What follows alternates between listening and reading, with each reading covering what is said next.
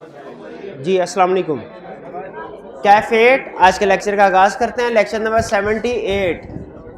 आज के लेक्चर में हम क्या स्टडी करने जा रहे हैं? कल हमने प्लानिंग एक्टिविटीज़ डिस्कस की थी। इसमें हमने ये सीखा कि ऑडिटर एक्चुअली प्रोसीजर को परफॉर्म करने से पहले प्लानिंग करता है। पहले प्लानिंग करता है प्रोसीजर्स की, फिर उसके बाद प्रोसीजर को परफॉर्म करता है। प्लानिंग करने में दो डॉक्यूमेंट्स प्रिपेयर करता है ऑडिटर, एक ऑडिट स्ट्रेटजी, एक ऑडिट प्लान। ऑडिट स्ट्रेटजी ये पूरे इसमें ऐसे मैटर्स लिखे जाते हैं, डॉक्यूमेंट किए जाते हैं, प्लान किए जाते हैं जिनका इफेक्ट पूरे ऑडिट पे होता है। और ऑडिट प्लान में ऐसे मैटर्स प्लान किए जाते हैं, डॉक्यूमेंट किए जाते हैं जो कि इंडिविजुअल एरिया से रिलेट कर रहे होते हैं। ठीक है। ऑडिट स्ट्रेटजी एक ब्रॉड डॉक्यूमेंट है, ऑडिट प्लान डिटेल्ड डॉक्यूमेंट है। ऑडिट स्ट्रेटजी पहले डिसाइड की जाती है, फिर इसके बाद इसकी रोशनी में ऑडिट प्लान प्रिपेयर किया जाता है। ठीक है। ऑडिट स्ट्रेटजी एक ऑडिट पे एक ही होगी, ऑडिट प्लान एक से ज्यादा होंगे। जितने एरियाज हैं हर एरिया का अलग ऑडिट प्लान होगा।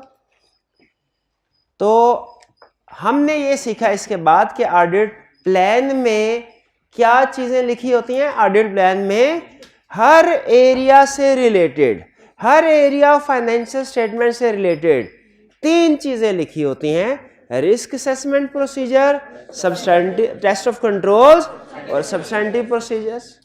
ठीक है। और इसकी एग्जाम्पल के तौर पे मैंने आपसे कहा था कि चैप्टर 10 में areas audit plan, audit programs हैं और उसमें हर एरिया के लिए अलग ऑडिट प्रोसीजर बताए गए हैं। ऑडिट प्लान भी इसी तरीके से होता है। ठीक है। फर्क सिर्फ ये है कि यहां पे चैप्टर 10 में हर एरिया के सिर्फ सब्सटेंटिव प्रोसीजर बताए गए हैं, उसके रिस्क असेसमेंट प्रोसीजर और टेस्ट ऑफ कंट्रोल्स नहीं, क्योंकि वो अलग चैप्टर में। लेकिन फिर भी आप अगर चैप्टर 10 में हर एरिया के कुछ प्रोसीजर्स को पढ़ें तो आपको अंदाजा हो जाता है कि अच्छा ऑडिट प्लान या ऑडिट प्रोग्राम में इस तरह के प्रोसीजर्स लिखे होते हैं।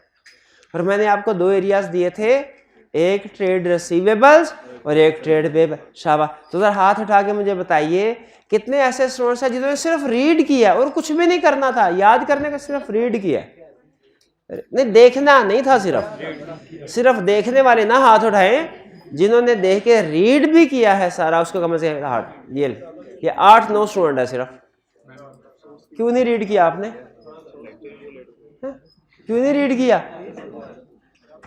चलिए बहरहाल, तो ये हमारा ऑडिट प्लान था जिसमें रिस्क असेसमेंट प्रोसीजर्स भी हैं, जिसमें टेस्ट ऑफ कंट्रोल्स भी है, जिसमें सब्सटेंटिव प्रोसीजर भी है। ऑडिट स्ट्रेटजी में कौन से मैटर्स लिखे जाते हैं?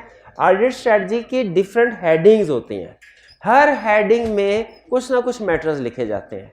लेकिन एक चीज कॉमन होगी सब हेडिंग्स में कि वो मैटर्स ऐसे हैं जो कि ओवरऑल नेचर के हैं, जो सारे ऑडिट को इफेक्ट करते हैं।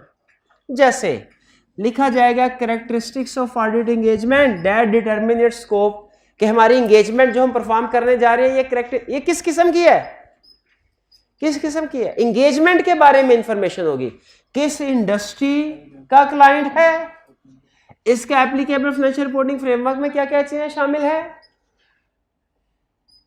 एक्सपेक्टेड कवरेज हमारी क्या होगी, स्पेशलाइज्ड नॉलेज रिक्वायर्ड है कि नहीं, इंटरनल ऑडिट को यूज करना है कि नहीं करना, आईटी स्किल्स की जरूरत पड़ेगी कि नहीं, क्लाइंट हमें डाटा कब अवेलेबल करेगा और इंक्वायरी वगैरह के लिए पर्सोनल की अवेलेबिलिटी कब होगी। ये चीजें हैं characteristics of engagement that determine it's scope. आपको पता था स्ट्रेटजी में अहम अल्फाज क्या है? Scope, timing and direction. और फिर this further guides about development of audit plan. और ऑडिट प्लान में अहम वर्ड्स क्या है? Nature, timing and extent of audit procedure. अब जरा इसको डिटेल डिस्कस करते हैं।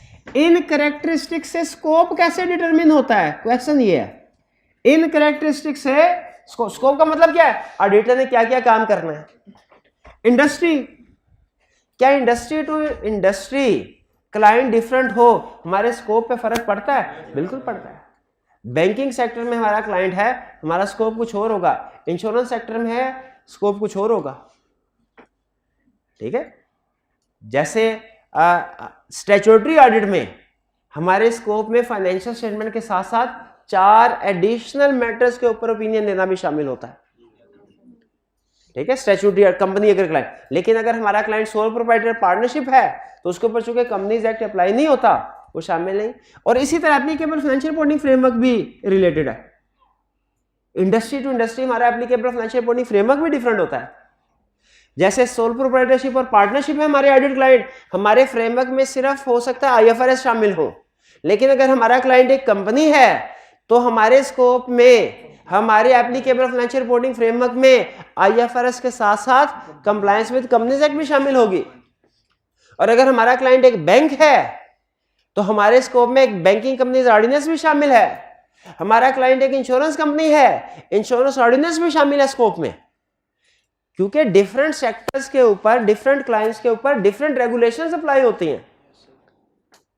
तो हमें ऑडिट शुरू करने से पहले ये देख लेना चाहिए कि नहीं कि जिस क्लाइंट का ऑडिट करने के लिए जा रहे हैं किस इंडस्ट्री में है, इसके एप्लीकेबल फाइनेंशियल रिपोर्टिंग फ्रेमवर्क में क्या क्या चीजें शामिल है, ठीक है।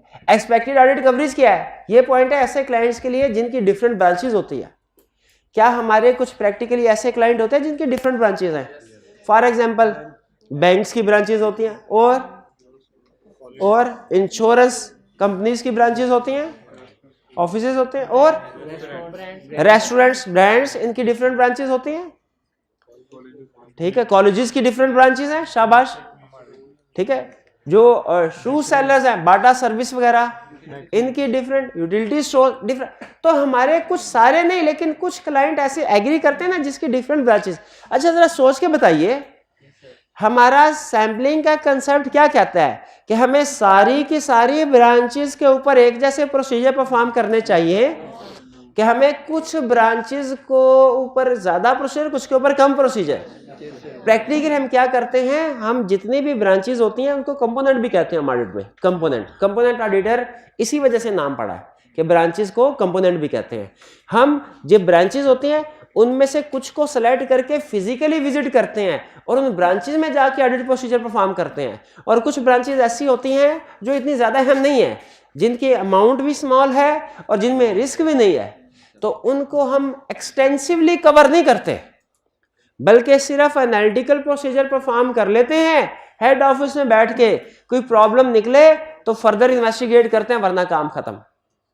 तो एक्सपेक्टेड ऑडिट कवरेज में हम यही डिसाइड करते हैं कि कौन से हमारी कवरेज कितनी होगी, कितनी ब्रांचेस ऐसे जिनको हमने फिजिकली जाके विजिट करना है, कितनी ब्रांचेस को हमने हेड ऑफिस में ही एनालिटिकल प्रोसीजर परफॉर्म करके भुगता देना। यह एक्सपेक्टेड ऑडिट।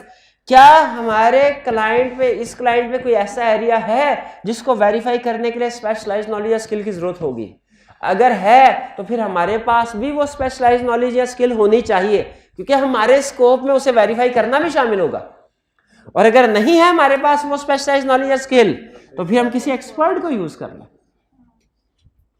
क्या क्लाइंट का इंटरनल डिपार्टमेंट है? अच्छा, आप ये हमने शायद इंटरनल वाले चैप्टर में चीज सीखी थी, हमारे हर ऑडिट क्लाइंट का इंटरनल ऑडिट डिपार्टमेंट नहीं होता। लिस्टेड कंपनीज के लिए रिक्वायर्ड है, अनलिस्टेड कंपनीज के लिए रिक्वायर्ड नहीं है। तो अगर हमारे इंटरनल, जरा सोच के बताइएगा, अगर क्लाइंट का इंटरनल ऑडिट डिपार्टमेंट है और हम उसके वर्क को यूज करना चाहते हैं, क्या हमारे स्कोप में इंटरनल ऑडिट के वाले से कोई रिस्पॉन्सिबिलिटीज होंगी? बिल्कुल, उसकी कंपिटेंस वगैरह को चेक करते हैं, याद है, competence, objectivity, systematic and discipline.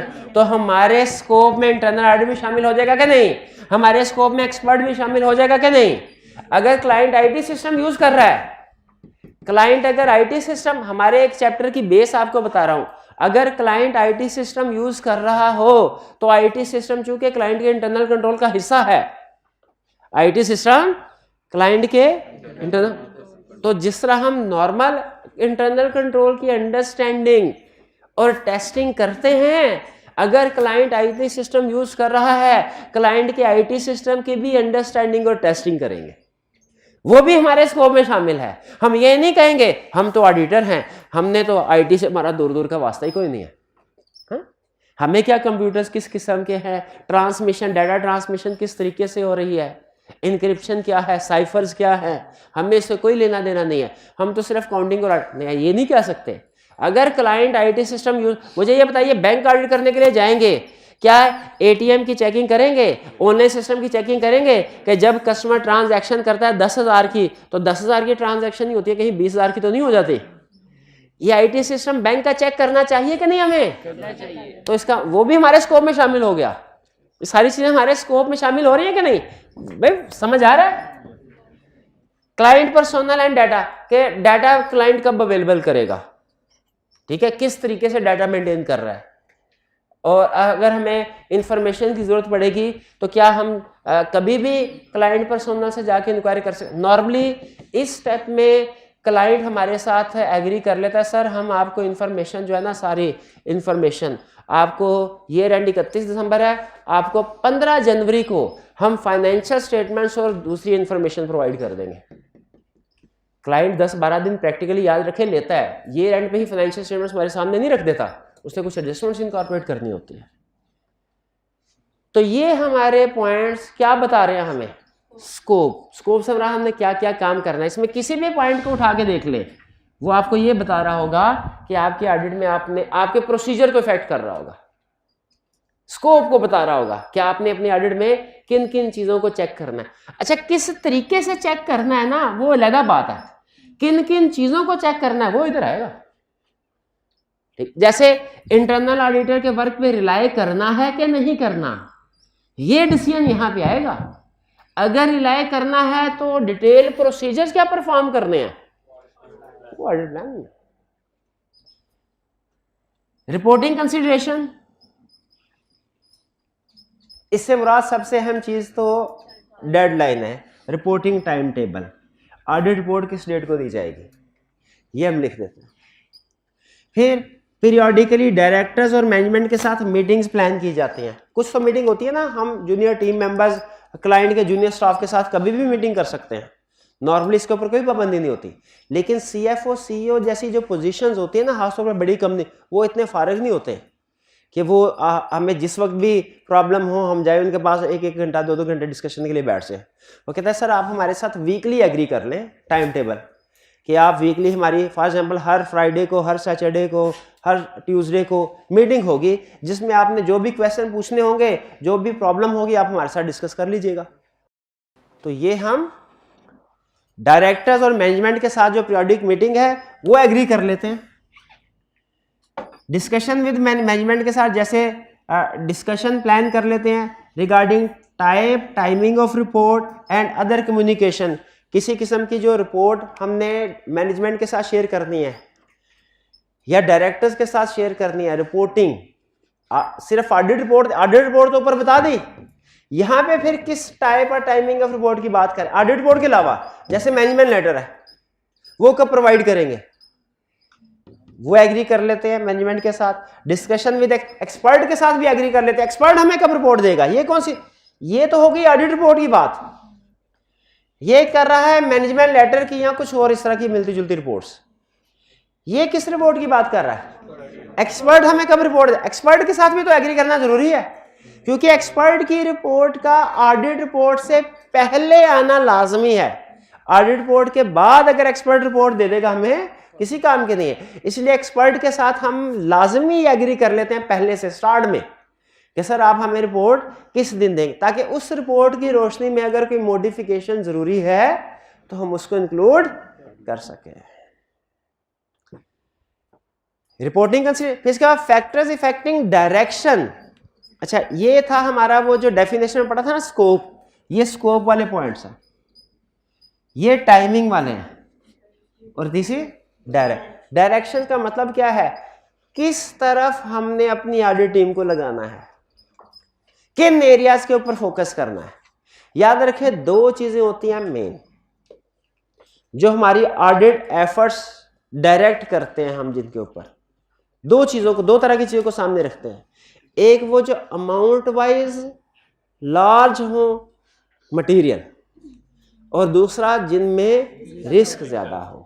तो बेसिकली मेन ड्राइविंग फोर्स जिनको सामने रखते हुए हम डिसाइड करते हैं कि ऑडिट एफर्ट्स किन एरियाज के ऊपर फोकस करनी है, वो मेन फोर्सेस दो हैं, मटेरियलिटी और रिस्क।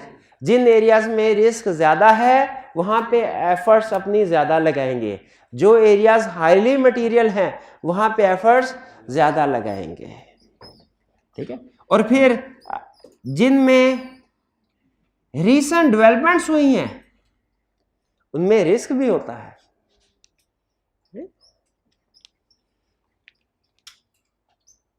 हमें पता चला सिलेबस में इस सेशन में तो कोई सिग्निफिकेंट रिवीजन नहीं है, लेकिन फर्ज कीजिए अगर आई कैप हमारे सिलेबस में सिग्निफिकेंट रिवीजन कर देता, आप अपनी एफर्ट्स को उन रिवीजन के ऊपर फोकस करते हैं कि ना करते, क्योंकि रिवीजन का ज्यादा चांस है। एग्जैक्टली उसी तरीके से यहाँ से बता रहा है कि अगर इंडस्ट्री में या एप्लीकेबल फाइनेंशियल रिपोर्टिंग फ्रेमवर्क कोई रिसेंट डेवलपमेंट हुई है, कोई नया स्टैंडर्ड अप्लाई हुआ है, कोई अकाउंटिंग पॉलिसीज वगैरह चेंज हुई हैं, कोई न्यू रेगुलेशंस अप्लाई हुई हैं, तो उन रीसेंट डेवलपमेंट्स को भी हमने अपनी ऑडिट स्ट्रेटजी में लिख देंगे ताकि इनको फोकस करें और इनको वैल्यूएट करें, इनको सही तरीके से अकाउंट फॉर किया गया कि नहीं। और ऑडिट अप्रोच हमारी क्या होगी, सिस्टम बेस्ड अप्रोच या substantive approach. System based approach में हमारा फोकस सिस्टम से मुराद इंटरनल कंट्रोल सिस्टम है। पूरे ऑडिट में जहां कहीं वर्ड सिस्टम आएगा इससे मुराद क्या है, इंटरनल कंट्रोल सिस्टम। हमारी दो तरह की अप्रोचेस होती हैं, एक सब्सटेंटिव अप्रोच जिसमें हम सब्सटेंटिव प्रोसीजर के ऊपर ज्यादा फोकस करते हैं, internal test of control perform नहीं करते क्योंकि रिक्वायर्ड नहीं होते। और कुछ ऑडिटर्स ऐसे होते हैं जो कि कंट्रोल्स को भी टेस्ट करते हैं, सब्सटेंटिव प्रोसीजर भी परफॉर्म करते हैं। इस अप्रोच को जिसमें टेस्ट को भी, कंट्रोल्स को भी टेस्ट किया जाए, सब्सटेंटिव प्रोसीजर भी परफॉर्म किया जाए, इसे कहते हैं सिस्टम बेस्ड अप्रोच। और जिसमें सिर्फ सब्सटेंटिव प्रोसीजर परफॉर्म किया जाए, सिर्फ सब्सटेंटिव से मुराद रिस्क असेसमेंट तो होते ही है। इसका मतलब यह हुआ दो अप्रोचेस हैं बड़ी दुनिया में, एक सिस्टम बेस्ड अप्रोच, एक substantive approach. System based approach क्या है, जिसमें रिस्क असेसमेंट प्रोसीजर भी परफॉर्म होते हैं, टेस्ट ऑफ कंट्रोल्स भी, सब्सटेंटिव प्रोसीजर भी। और सब्सटेंटिव अप्रोच क्या है, जिसमें रिस्क असेसमेंट और substantive procedure, internal controls test नहीं। यानी सिस्टम बेस्ड अप्रोच में हमारी एफर्ट्स डायरेक्टेड होती हैं टुवर्ड्स इंटरनल कंट्रोल सिस्टम, और सब्सटेंटिव अप्रोच में हमारी एफर्ट्स डायरेक्टेड होती हैं, फोकस कर रही होती हैं सब्सटेंटिव प्रोसीजर के ऊपर। अब आपसे पूछता हूं दोनों में से कौन सी अप्रोच बेहतर है? सिस्टम बेस्ड अप्रोच बेहतर है। जनरली सिस्टम बेस्ड अप्रोच ही मानी जाती है कि वो बेहतर है। बहरहाल सब्सटेंटिव टेस्टिंग भी यूज कर सकते हैं क्योंकि टेस्ट ऑफ कंट्रोल परफॉर्म करना बहरहाल रिकमेंडेड तो है, रिक्वायर्ड नहीं है, रिक्वायर्ड। रिसोर्सेज कितने चाहिए? रिसोर्सेज से मुराद ह्यूमन रिसोर्स भी हैं, रिसोर्सेज से मुराद टेक्नोलॉजी रिसोर्सेज भी हैं। रिसोर्सेज कब चाहिए, कितने रिसोर्सेज चाहिए, कब चाहिए, उनको कैसे डायरेक्ट सुपरवाइज और रिव्यू किया जाएगा। भाई ऐसा तो नहीं कि टीम में प्रैक्टिकली जब स्ट्रेटजी का ये आप कॉलम देखते हैं ना, इसमें एक बड़ा सा चार्ट नजर आता था हमें जिसमें लिखा होता था इस डेट से लेके इस डेट तक ऑडिट टीम में 8 लोग होंगे, इस डेट से इस डेट तक 4 लोग होंगे, और इस डेट से इस डेट तक, चूंकि आई कैप के पेपर है C5 के, तो ज़्यादातर सीनियर छुट्टियों पे चले जाएंगे, तो क्लाइंट पे सिर्फ 1 या 2 जूनियर लोग बैठे होंगे, बाकी सीनियर्स को छुट्टियाँ होंगी, कम होंगे। लेकिन जैसे ही छुट्टियों के बाद ये वापस आएंगे, दिसंबर एंड हो जाएगा, काम का फोकस बढ़ेगा, बर्डन बढ़ेगा, तो फिर 12 लोगों की ज़रूरत है। ये सारी एक एक बंदे की प्लानिंग की होती है टीम ने।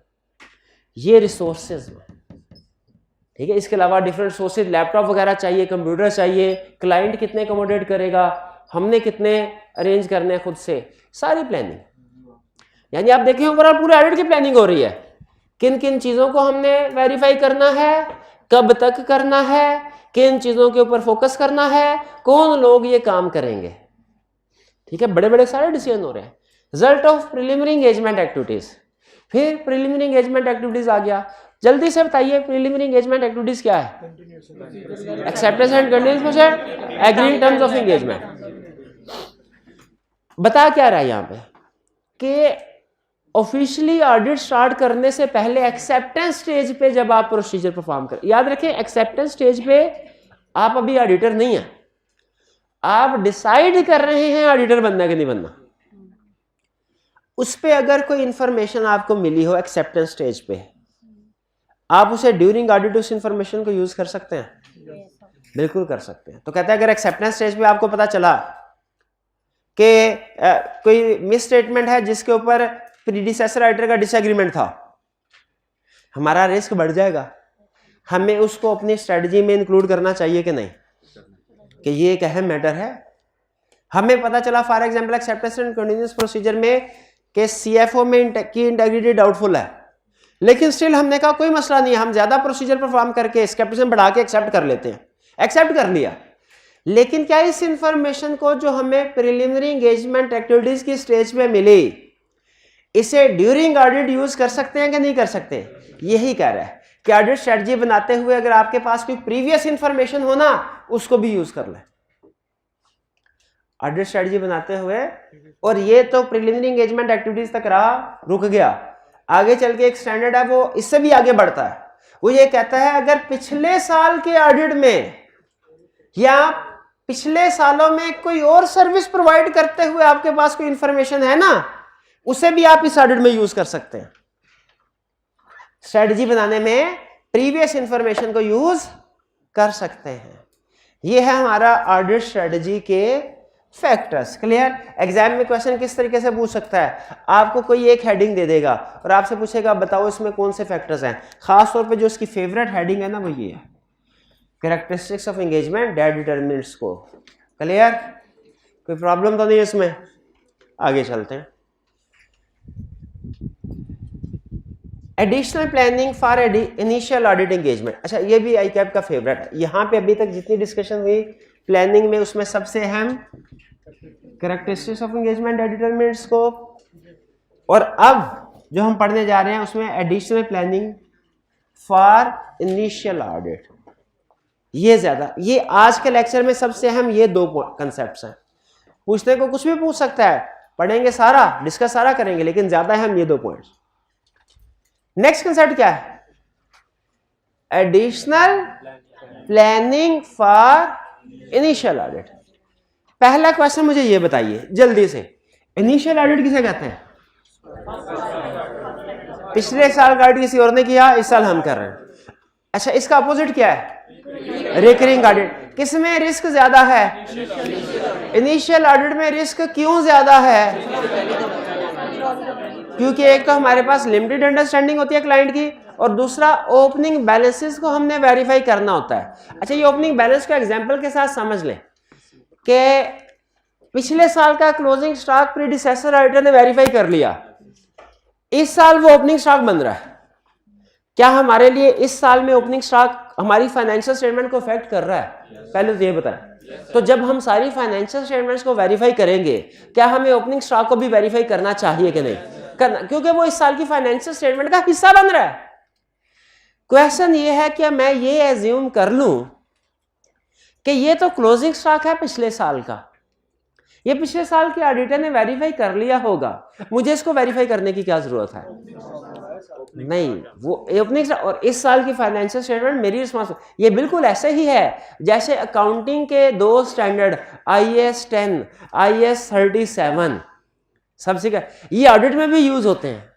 क्या मैं ये एज्यूम कर लूं कि अकाउंटिंग के टीचर ने पढ़ा दिए हैं और मुझे पढ़ाने की जरूरत नहीं है, कि हमारे सिलेबस में इनकी अंडरस्टैंडिंग मौजूद है, तो जितना को रेलिवेंस है इन कंसेप्ट की ऑडिट के साथ, पूरे का पूरा स्टैंडर्ड नहीं, जितना हिस्सा रेलिवेंट है उतना मुझे पढ़ाना चाहिए, चाहे अकाउंटिंग के टीचर ने पढ़ाया हो या ना पढ़ाया हो? बताइए, क्योंकि मेरे स्कोप में शामिल है, मुझे ये पढ़ाना है। एग्रीड? इसलिए आपको वो लिस्ट दी एडजस्टिंग इवेंट और नॉन एडजस्टिंग इवेंट की, याद है?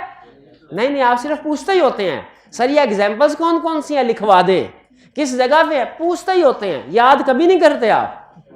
याद कभी, क्या मतलब लिखवा दो, क्या मतलब लिखवा? अभी चलो लिख ले। हाँ शाबाश। पेज 282 इस पे एडजस्टिंग इवेंट की भी एग्जांपल है, नॉन एडजस्टिंग की भी। और जिसने ये एग्जांपल याद ना कि फॉर एग्जाम की केस स्टडी सॉल्व नहीं होगी, और इसी तरह जिसने चैप्टर 3 की लिस्ट नहीं पढ़ी हुई, समझी हुई, उससे तो बिल्कुल ही केस स्टडी नहीं सॉल्व होगी। आपको पता है चैप्टर 3 में भी लिस्ट बताई थी। उस लिस्ट की बेस पे चैप्टर 10 और चैप्टर रिस्क असेसमेंट का 11 है ना, चैप्टर 10 और चैप्टर 11 ये दो चैप्टर्स आप समझ रहे होंगे अभी तो नए चैप्टर्स से पढ़े हुए हैं, लेकिन आपको नहीं अंदाजा, टीचर को अंदाजा है कि ये दो चैप्टर्स तक हमारे हो चुके हैं। कब? जब हमने चैप्टर 3 की जो लिस्ट है ना केस स्टडी, याद है रिस्क की, प्रोफेशनल स्केप्टिसिज्म की, उसमें हमने 3-4 लेक्चर लगाए थे, हालांकि जरूरत नहीं थी। वो क्यों लगाए? वो असल में इन चैप्टर्स के लेक्चर थे। चैप्टर 2 में, हाँ वो प्रोफेशनल स्केप्टिसिज्म वाली चैप्टर 2 में, हाँ वही चैप्टर 2 में प्रोफेशनल स्केप्ट, हाँ इसका भी पेज नोट कर लें, इसका 17। तो जिसने ये लिस्ट नहीं समझी, जिसने एडजस्टिंग नॉन एडजस्टिंग की लिस्ट याद नहीं की, नहीं ये नहीं, कुछ भी नहीं किया, थोड़ा बहुत किया, लेकिन वो रिस्क पे है। तो मुझे बताइए अब ये चीजें जो काउंटिंग की है, जो लॉ की हैं, इसी तरह लीगल जो कंप्लायंस, ये जो चैप्टर 6 था, ये भी असल में ऑडिट का चैप्टर नहीं, लॉ का है, कम नहीं। तो क्या ये मुझे ये अज्यूम करना चाहिए था? नहीं। याद रखें, किसी भी दूसरे सब्जेक्ट की जो चीजें हमारे सिलेबस को इफेक्ट कर रही हैं, हमारे स्कोप में शामिल, वो उस टीचर की जिम्मेदारी होती है। तो ये मैं नहीं कह रहा कि सिर्फ मेरी जिम्मेदारी है, नहीं, ये हर टीचर की जो उस सिलेबस की चीजें इफेक्ट कर रही है। उसी तरीके से प्रीडिसेसर, पिछले साल की फाइनेंशियल में प्रीडिसेसर ऑडिटर की जिम्मेदारी, इस साल की हमारी जिम्मेदारी। इस साल की फिगर्स को अगर पिछले साल की कोई फिगर इफेक्ट कर रही है, बताइए उसे वेरीफाई करना हमारी जिम्मेदारी है कि नहीं? इसीलिए हम ये कहते हैं इनिशियल ऑडिट में रिस्क ज्यादा है, क्योंकि इस साल की फिगर तो हम दस्ती वेरीफाई कर लेते हैं ना। मसला क्लोजिंग स्टॉक को वेरीफाई करने का नहीं होता, ओपनिंग साल गुजर चुका होता है। जिस चीज को जितना टाइम गुजर चुका हो वेरीफाई करना उतना मुश्किल होता है, इसीलिए इनिशियल ऑडिट में रिस्क ज्यादा होता है।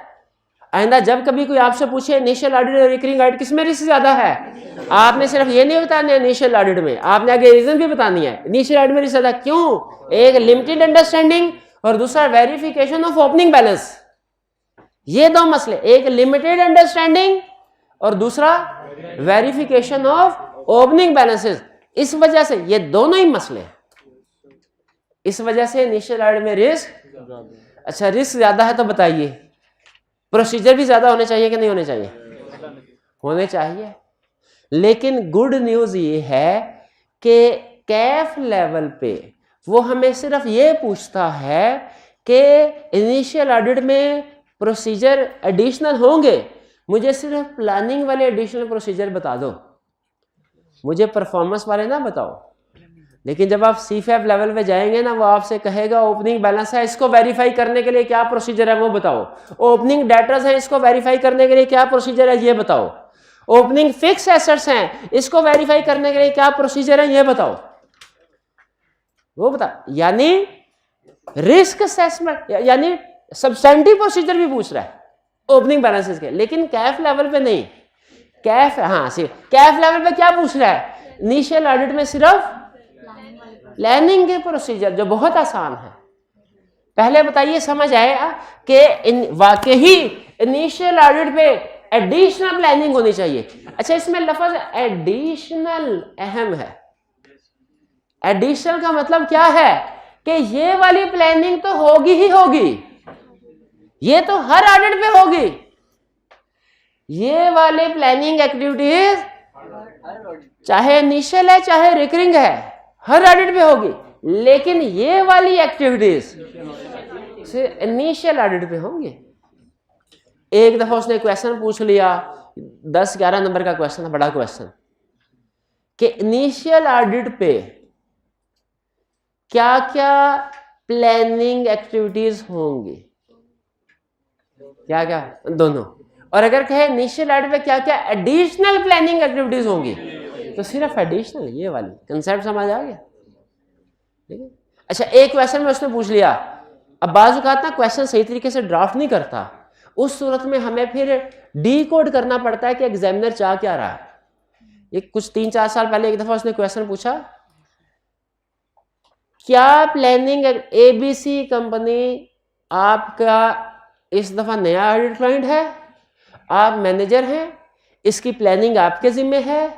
बताइए क्या एक्टिविटीज आप परफॉर्म करेंगे specifically considering that this is your initial audit. इस तरह की वर्डिंग थी 3 नंबर के साथ, 3 नंबर के साथ। हालांकि क्वेश्चन में क्लियरली नहीं वो कह रहा कि एडिशनल एक्टिविटीज, लेकिन बार बार रेफर कर रहा है कि इनिशियल ऑडिट और मार्क्स भी कम है, खास तौर पे मार्क्स भी कम है। तो फिर तो एग्जाम में आपने ध्यान से देखना है कि वो प्लानिंग एक्टिविटीज की बात कर रहा है कि एडिशनल प्लानिंग एक्टिविटीज की बात कर रहा है। भाई समझ आ गया? एडिशनल और इनिशियल इंटरलिंक्ड है। इनिशियल ऑडिट होगा तो एडिशनल प्रोसीजर प्लानिंग एक्टिविटीज होंगी ना। क्या क्या होंगी? एक्सेप्टेंस प्रोसीजर रिकरिंग ऑडिट पे होते हैं? नहीं होते या कम होते हैं, कम। एक्सेप्टेंस, अच्छा यहां पे acceptance procedure, acceptance and continuous procedure नहीं है, फर्क बताया था ना दोनों में। रिकरिंग ऑडिट पे कंटिन्यूइंग प्रोसीजर परफॉर्म होते हैं, इनिशियल ऑडिट पे एक्सेप्टेंस प्रोसीजर इनिशियल ऑडिट पे परफॉर्म होंगे। फिर आपने डिस्कस करना है क्लाइंट के साथ क्या, regarding initial selection as auditor. आपने मोबाइल खरीदने के लिए गए, भाई मोबाइल बेच रहे हैं, अक्सर लोगों का पहला सवाल ये होता है भाई मोबाइल क्यों बेच रहे हो, और ये लॉजिकल क्वेश्चन है। और ये भाईजान कह रहे हैं भाई चलते चलते बंद हो जाता है इसलिए बेच रहा हूं। अच्छा, इसका ये लाजमी मतलब नहीं है कि हम नहीं खरीदेंगे, हम खरीद में हम कहेंगे यार भाई सस्ती डील कर लो, ठीक है, हम रिपेयर खुद करवा लेंगे। उसी तरह जब ऑडिटर चेंज हुआ, मैनेजमेंट से पूछे इनिशियल ऑडिट में लाजमी क्या, प्लानिंग स्टेज पे, सर क्यों हमें प्रीडिसेसर ऑडिटर को चेंज करके हमें क्यों अपॉइंट किया? वो सर वो बहुत तंग करता था, वो हमने, हाँ वो कहता था कि मिस स्टेटमेंट, हम कहते थे मिस स्टेटमेंट नहीं है। वो कहता था डेप्रिसिएशन लाजमी रिकॉर्ड करनी चाहिए चाहे एसेट यूज करें या ना करें, हम कहते थे नहीं एसेट यूज करेंगे तो डेप्रिसिएशन होनी चाहिए वरना नहीं होनी चाहिए। इस बात में डिसएग्रीमेंट था। या वो हमसे इंफॉर्मेशन, वो वाउचर वो मांगता था जो हाँ गुम हो चुके हैं, हमें भी नहीं पता किधर गए, वो वाउचर बार बार मांगता रहता था। अब इस तरह के इशू सामने आए, भाई हमें इनको कंसीडर करना चाहिए कि नहीं अपनी प्लानिंग स्टेज में? इंटेग्रिटी ऑफ मैनेजमेंट का इशू भी आ सकता है, रिपोर्ट के ऊपर इफेक्ट भी आ सकता है। तो कहते हैं आप इनिशियल सिलेक्शन आपकी जो है ना एज ऑडिटर, इसको मैनेजमेंट के साथ इसकी रीजनिंग डिस्कस करें कि कोई इशू तो नहीं है। वो इशू हो सकता है, वो कोई डिसएग्रीमेंट भी हो सकता है, स्कोप लिमिटेशन भी हो सकती है। अगर इस तरह की कोई इंडिकेशन है तो क्या करें, डायरेक्टर्स को कम्युनिकेट कर दें, एंगेजमेंट लेटर में लिख दें कि इसका, इस इशू का क्या इफेक्ट होगा हमारी रिपोर्ट पे, हमारे ऑडिट पे। एग्री करते हैं? पूछना चाहिए कि नहीं? भाई जब कभी एक प्रीडिसेसर ऑडिटर को रिमूव करके हमें अपॉइंट कर दिया गया, पूछना चाहिए कि नहीं कि क्यों किया, कि खुश होना चाहिए, अच्छा है वो गया है तो हम आए हैं, खुश नहीं, पूछना चाहिए। वरना जो कल उसके साथ हुआ है आने वाले कल में आपके साथ भी हो सकता है। Communicate with predecessor auditor, initial में ये भी काम करते हैं। ये किस लिए करते हैं? एक उससे कोई एक्सेप्टेंस स्टेज पे कोई इशू वगैरह है वो पहले पता चल जाए, एथिकल थ्रेट्स वगैरह, प्रोफेशनल क्लियरेंस लेटर, सबसे बड़ा मकसद प्रोफेशनल क्लियरेंस लेटर है। एविडेंस ऑब्टेन करना है ओपनिंग बैलेंसेस पे, सिर्फ इतना याद रख ले, ओपनिंग बैलेंसेस को हमने वेरीफाई करना है, एविडेंस ऑब्टेन करना है। कैसे करना है ये हमारे स्कोप से बाहर है। और फिर अदर प्रोसीजर, बाज़ औक़ात फर्म के अपने इंटरनल कंट्रोल्स भी होते हैं, फर्म के अपना क्वालिटी कंट्रोल सिस्टम भी होता है फर्म का, ऑडिट फर्म का क्वालिटी कंट्रोल सिस्टम, जिसमें लिखा होता है कि इनिशियल ऑडिट में रिस्क ज़्यादा है, इसलिए जब कभी इनिशियल ऑडिट होगा तो हालांकि क्वालिटी कंट्रोल रिव्यू हर क्लाइंट का रिक्वायर्ड नहीं होता। क्वालिटी कंट्रोल रिव्यू याद है ना? क्वालिटी कंट्रोल रिव्यू क्या होता है? आई कैप करता विद इन फर्म भी होता है, आई कैप भी करता है, विद इन फर्म भी होता है। कहां पढ़ा था कि विद इन दी फर्म भी? कोड ऑफ एथिक्स में, engage additional chartered accountant to review work done.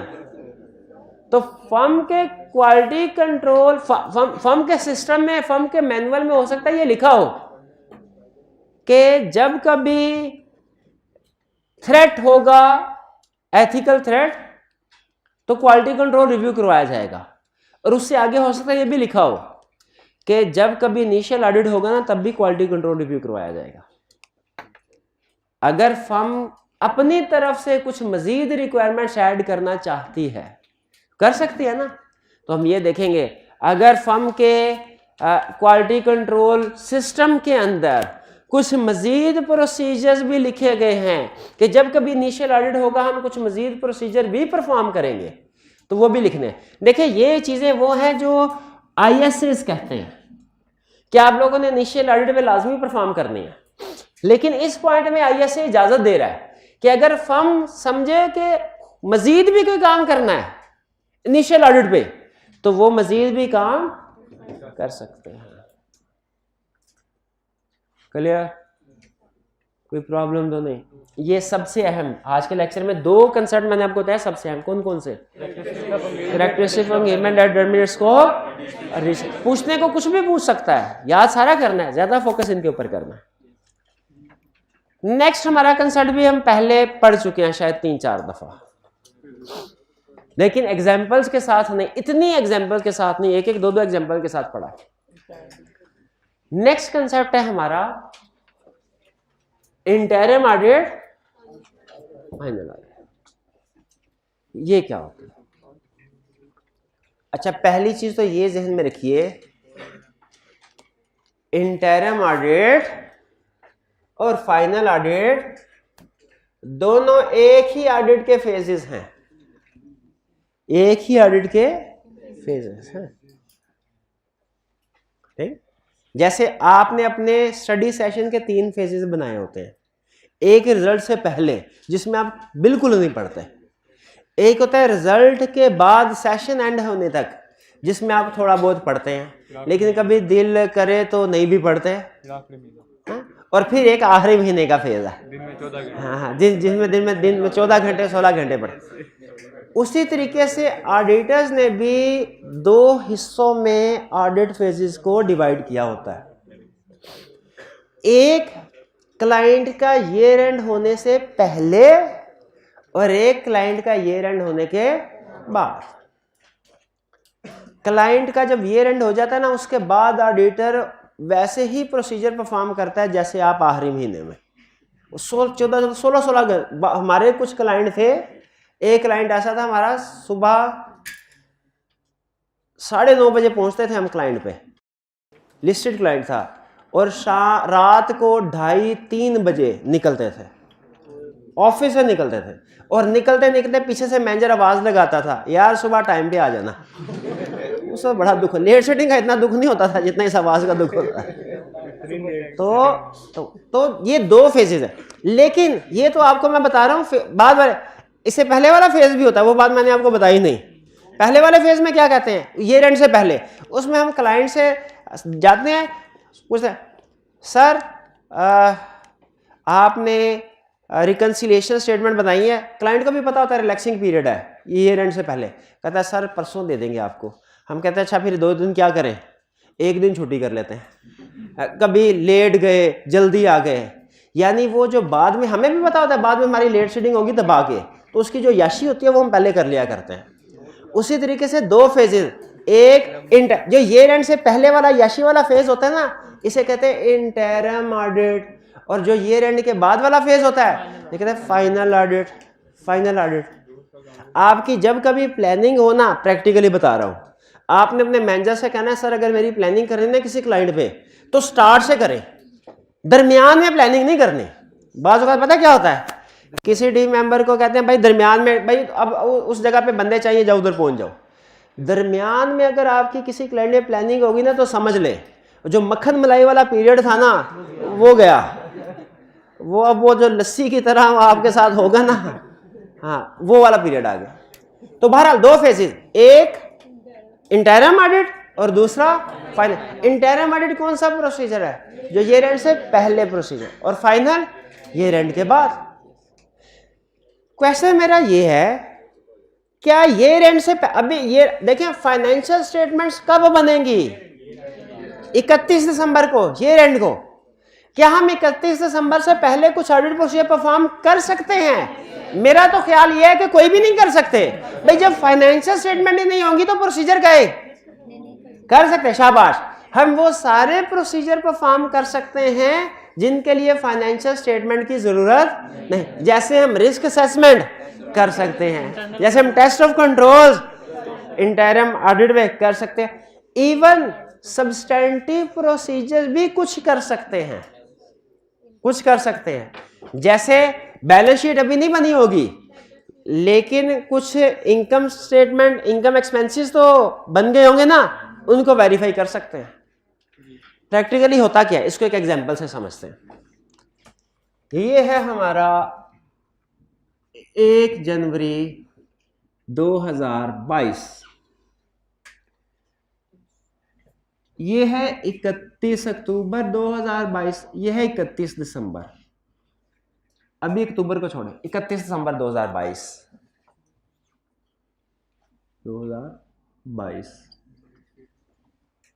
Client हमसे क्या कहता है, सर मुझे कुछ रीजंस की वजह से, जैसे मैंने यूएसए में हमारी होल्डिंग कंपनी है, उसने कंसोलिडेशन करनी है, और उसने कहा है कि 15 जनवरी 2023 तक अपनी annual financial statements audit report के साथ हमें भेजो।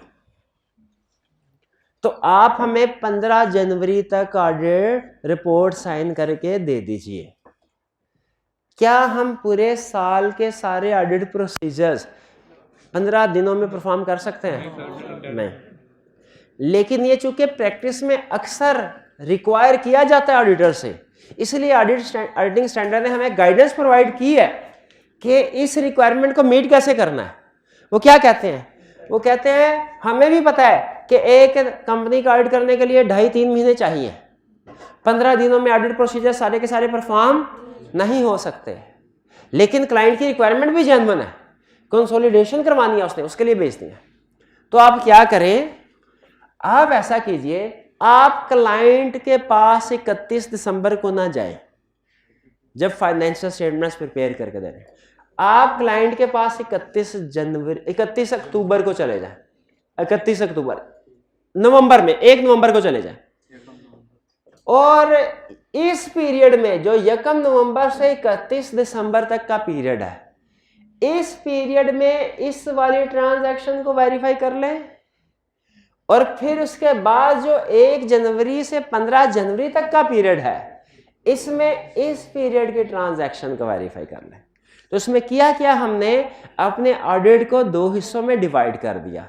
एक किया ईयर एंड से पहले, जिसे कहते हैं इंटरम, इस फेज को क्या कहते हैं, इंटरम ऑडिट, और एक किया ईयर एंड के बाद, इस फेज को क्या कहते हैं, फाइनल ऑडिट। अगर कंसेप्ट समझ आ गया तो मुझे बताइए, अगर मैं आपको कुछ एग्जांपल शेयर करूं तो आप बता सकते हैं कि ये इंटरम पीरियड में, इंटरम ऑडिट में प्रोसीजर परफॉर्म हो गया या फाइनल ऑडिट में? बता सकते हैं? सुन, नहीं, ये तो आपके सामने है ना, आप देख लेंगे ना। हाँ, जरा किताबें बंद कर दें और उधर नहीं देखना। मैं आपसे पूछता हूं, प्रोसीजर मैं पूछता हूं। अच्छा पहले बताइए, इंटरम ऑडिट करने का कोई फायदा होता है कि नहीं होता? डेडलाइन मीट हो जाती है, हम अपने बर्डन को शेयर कर लेते हैं, फ्लेक्सिबल प्लानिंग कर सकते हैं। यानी इमेजिन कीजिए अगर सारे के सारे प्रोसीजर ईयर एंड के बाद परफॉर्म करने हो तो वो तो हमारी लेट शीटिंग, वो तो एक दिन में 20-20 घंटे काम करना पड़ेगा हमें। तो हम बैलेंस कर लेते हैं, कुछ प्रोसीजर पहले कुछ बाद में। जैसे अगर आपने पहले सारे टॉपिक पढ़े हो, लेक्चर सारे पहले, कोई पेंडिंग लेक्चर ना हो, तो आखिरी महीने में आपके लिए आसानी हो जाएगी, फ्लेक्सिबल प्लानिंग होगी। आपको डेली बेसिस पे 14, 15, 16 घंटे नहीं पढ़ना पड़ेगा, आप 8-10 घंटे भी पढ़ के आकर, क्योंकि आपने पहले पढ़ा हुआ है। उसी तरह अगर पहले इंटरम ऑडिट परफॉर्म किया हुआ है, फाइनल ऑडिट में ज्यादा बर्डन नहीं होता। अच्छा प्रोसीजर की तरफ आते हैं। ये तो मैंने आपसे एडवांटेजेस शेयर किए कि इंटरम ऑडिट करने के क्या एडवांटेजेस हैं। Procedure, understanding of entity and risk assessment, interim, stock count, final audit, representation letter, final audit, confirmation letter send करना, आ गया। कंफर्मेशन लेटर सेंड कर नॉर्मली फाइनल ऑडिट में इंटरिम ऑडिट की इजाजत जरूर दी गई है। आपको याद है हमने प्रोसीजर पढ़े थे, इंटरिम ऑडिट पे कंफर्मेशन लेटर सेंड करें तो लेकिन नॉर्मली हम जो कंफर्मेशन लेटर सेंड करते हैं फाइनल ऑडिट पे ही करते हैं। ये फाइनल क्यों भला? अच्छा एक आपको टिप बताता हूं, बैलेंस शीट के जितने भी एरियाज हैं उनके जितने भी वेरिफिकेशन के प्रोसीजर्स हैं वो फाइनल ऑडिट में किए जाते हैं, क्योंकि इंटरिम ऑडिट में अगर 31 अक्टूबर की बैलेंस शीट को हम वेरीफाई कर भी लेना उसका फायदा कोई नहीं है। क्यों नहीं है? 31 दिसंबर पे फिगर चेंज होगी, दोबारा वेरीफाई करनी पड़ेगी। लेकिन 31 अक्टूबर पे इनकम स्टेटमेंट की फिगर्स को वेरीफाई करने का फायदा है। क्यों? नवंबर और दिसंबर के इनकम और एक्सपेंसेस एड अप ही होंगे, पिछले वाले 10 महीनों के इनकम एक्सपेंसेस में फर्क नहीं पड़ेगा। अच्छा आगे चलते हैं।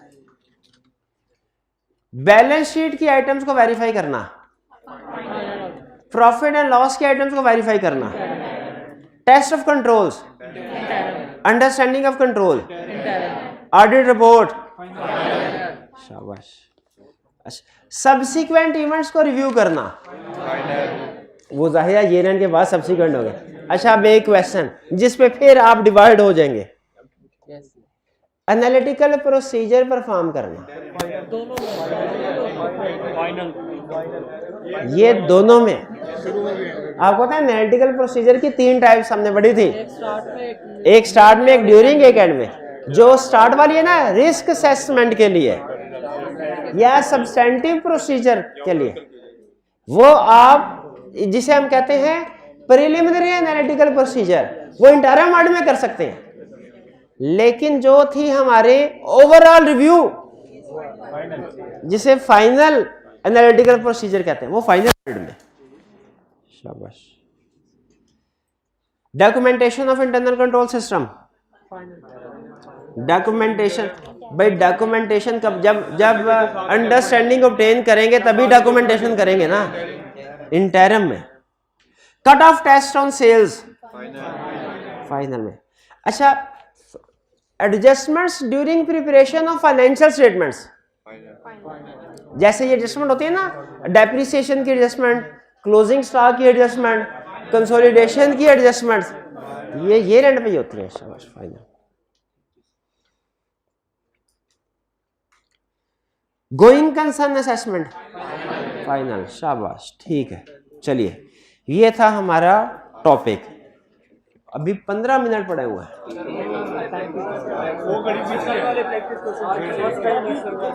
हाँ कुछ चैप्टर 8 के क्वेश्चन रह गए थे। हाँ ठीक है ठीक।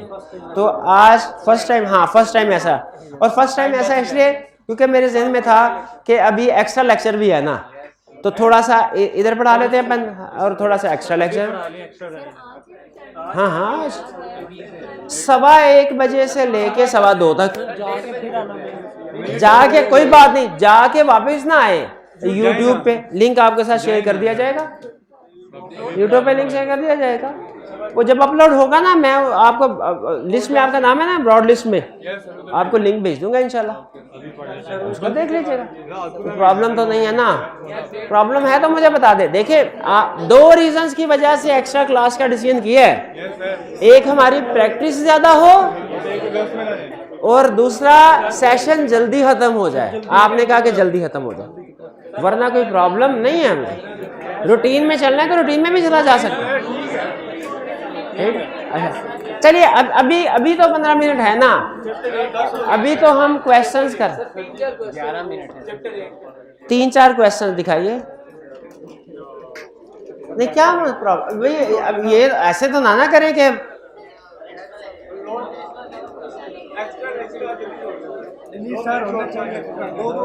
नहीं। आप क्या चाह रहे हैं? अब आप इस लेक्चर में अभी बाकी टाइम में 15 मिनट में पढ़ना नहीं चाह रहे?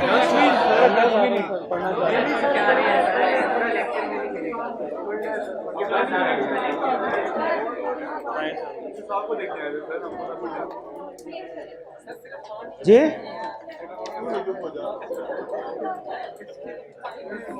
हमारे कौन से क्वेश्चन थे? चैप्टर 8 के। हाँ चैप्टर 8 के कितने हो गए थे? 7। हाँ 8 पे आइए। वो लैपटॉप अब मेरा नीचे पड़ा हुआ है, लैपटॉप के बगैर ही कर, कोई मसला नहीं इसके बगैर। 9 था। ये 3 क्वेश्चन है सिर्फ, 9, 10, 11।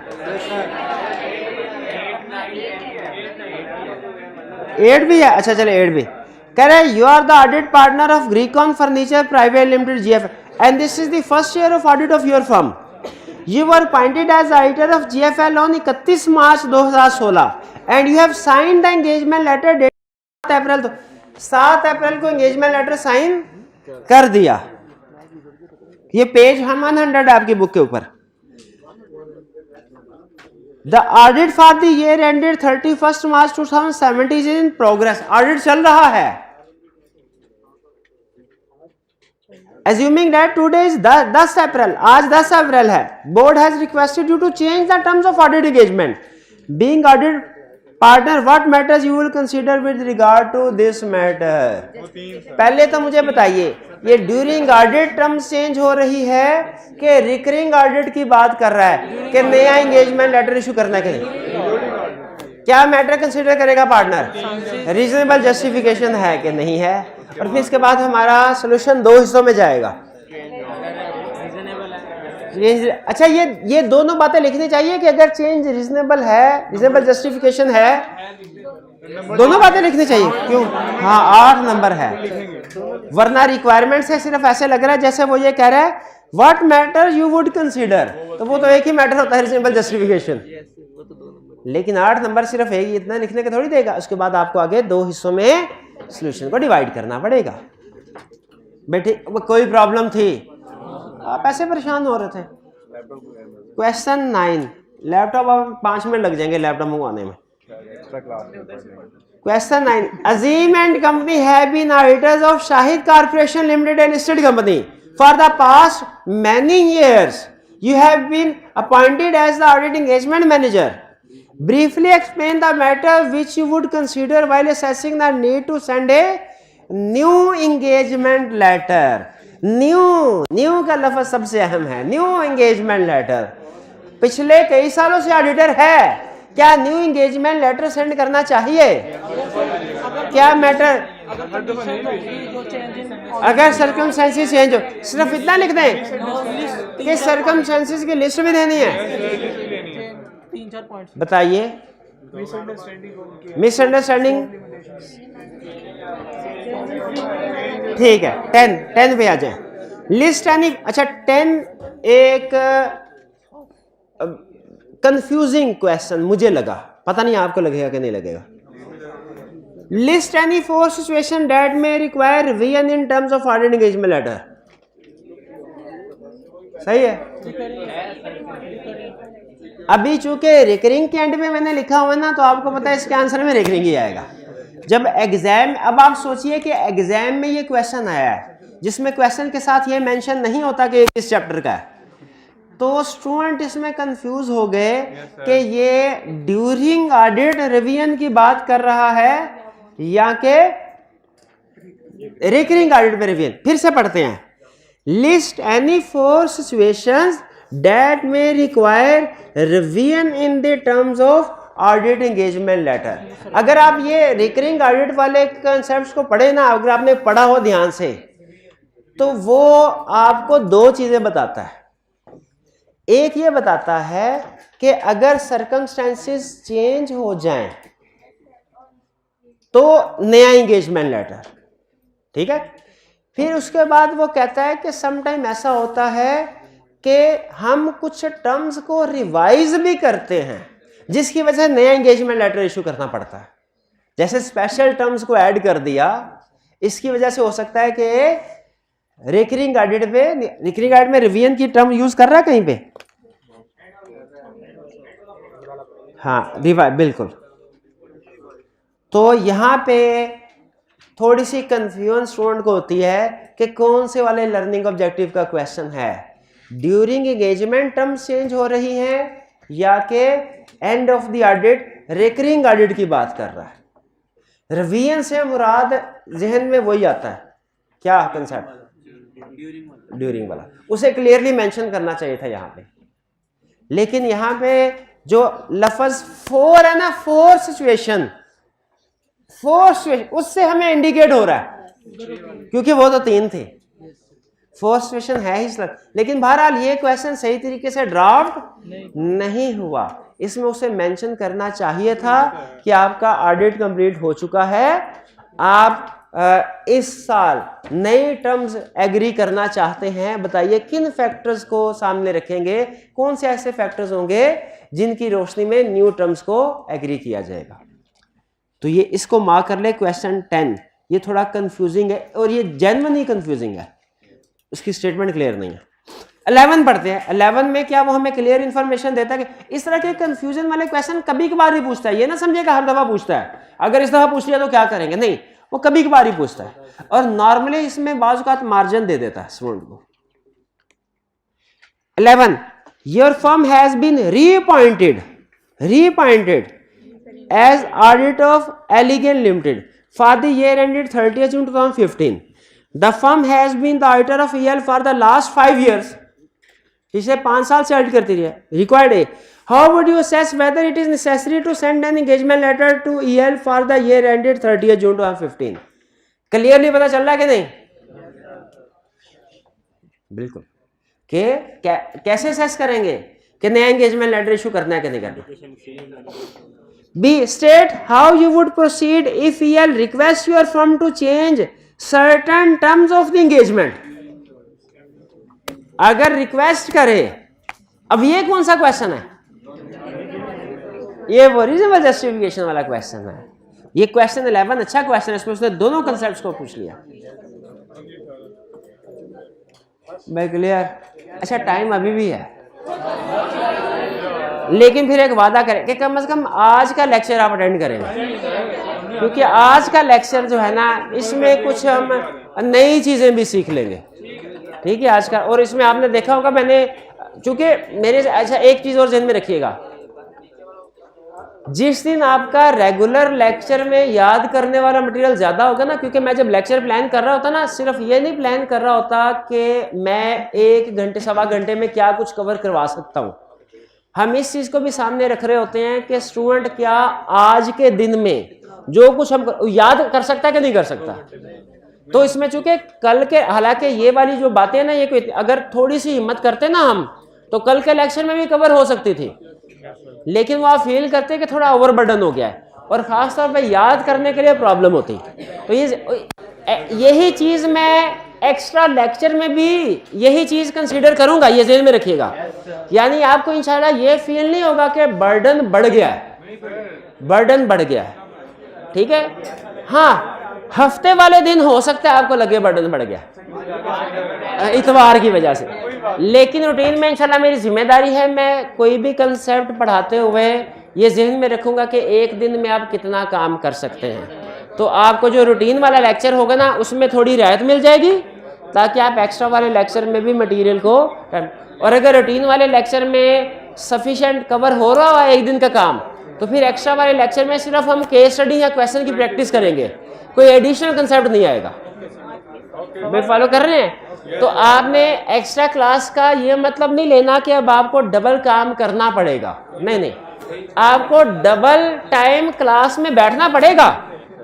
पहले 1 घंटा बैठ, 2 घंटे बैठना पड़ेगा, 1 घंटा सुबह और 1 घंटा दोपहर में, लेकिन घर जाके जो आपका काम का बर्डन होगा ना, वो उतना ही होगा, नहीं कम नहीं होगा, वो उतना ही होगा। क्योंकि मैं इस चीज़ को अपनी प्लानिंग में रखूंगा कि मैंने एक्स्ट्रा क्लास में क्या पढ़ाना है, रेगुलर क्लास में क्या पढ़ाना है, इस चीज़ को ज़हन में रखूंगा कि स्टूडेंट ने दूसरे पेपर भी तैयार करना है, तो वो टाइम इफेक्ट नहीं होगा। हाँ, जो ऑडिट का 2 घंटे का मैंने आपसे शुरू में मांगा हुआ है ना, वो उतना ही टाइम रहेगा इंशाल्लाह। क्लियर? चलिए आज का लेक्चर यहाँ पे ख़त्म करते हैं हम। अल्लाह हाफिज़।